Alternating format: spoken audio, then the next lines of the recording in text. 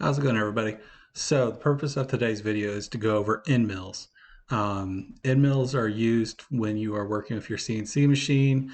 It's a very common bit to be using. Um, in this video, you will see my notes that I have created. I've made a PDF of this, and if I can put it on the description of the YouTube video, I'll try my best to do that. If not, I'll make references to these notes multiple times throughout the video. All right, let's first talk about the anatomy of an end mill.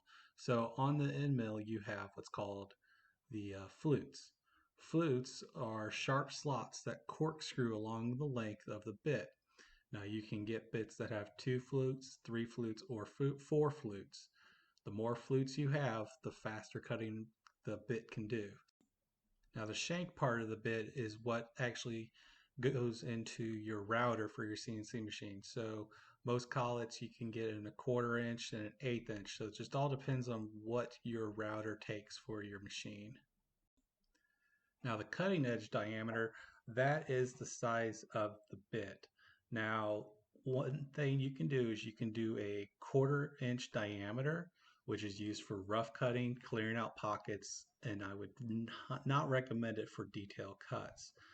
The 1/8 diameter is used for rough cutting, clearing out pockets, and you can do some detailing, but the 1/16 inch diameter is used for detail cutting. Now, the thing you need to do is when you're using a 1/16 inch diameter is you need to watch that speed, because if you go way too fast, you can break a bit very easily. I know from personal experience. All right, now we're going to go over the types of bits. You have upcut bits, downcut bits, compression bits, and ball nose bits. And I'm going to go into more detail about each bit. Now, one thing I forgot to tell you guys about earlier in the video is what's called tear out. Tear out is the debris that is left behind after the carve, and each bit has its own way of doing tear outs.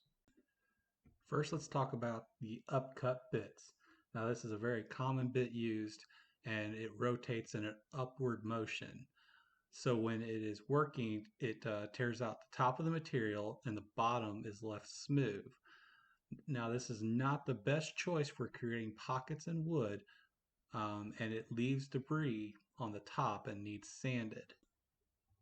Now, the next bit is a downcut bit, and the downcut bit rotates in a downward motion, which causes the tear out of the bottom of the material, and the top is very smooth. Uh, this is good for creating smooth pockets, but one thing you need to watch out for is the material, the debris that is left on the bottom can cause clogs when you're doing your carve. Now this image here shows you the comparison between the upcut and the downcut, and it shows you where the debris and the chips are going to go. So on the upcut, the chips are going to go up. The downcut, the chips are going to go down. Now, if you want the best of both worlds, you can use what's called a compression bit. Now, the compression bit combines the upcut and the downcut. The bit starts up with a spiral up or up spiral and then transitions to a down spiral. It leaves a clean edge on both work surfaces. The only downfall is the first pass needs to be deep enough to have the down spiral to actually be used. So most likely a 1/4 inch depth. Now here I am showing you all the flow of where the debris is going to go. So you can see where the upcut goes, it goes up, the downcut, the debris goes down, and then the compression, the flow of all the material is going to go out to the side. Now the next bit we're going to talk about is the ball nose bit. These are used to create smooth round bowl channels in the material. Now here's an image of what you can use the ball nose for. As you can see, it creates a nice groove on the outside. A lot of people use this for almost over meat cutting boards, and then the blood and whatever that the liquids would then kind of pool up, go into the grooves, and then exit out. The ball nose bits are also great for 3D carving, as you can see in the image here. So I hope you guys found this video informative.